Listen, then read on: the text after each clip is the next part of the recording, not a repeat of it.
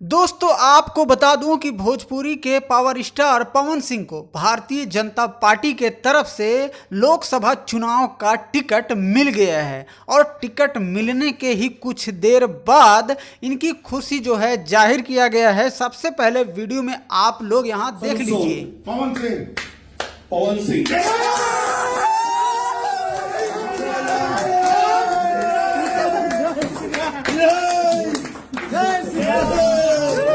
पवन भैया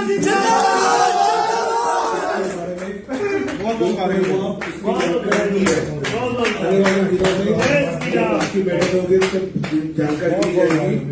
काफी लेट हुआ है, सबके बारे में काफी जानकारी इकट्ठी कर ली है।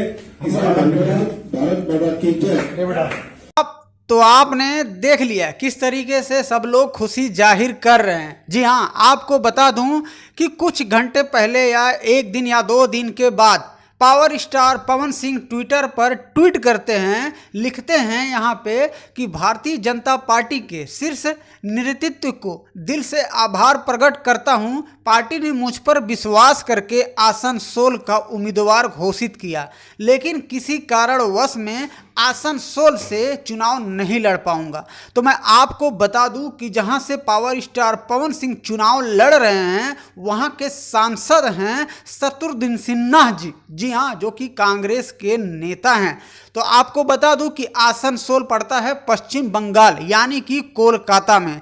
तो भाई लोग आप बने रहिएगा इसी चैनल पे और इसी चैनल के माध्यम से आप सभी तक भोजपुरी इंडस्ट्री के न्यूज हर दिन पहुंचते ही रहेंगे।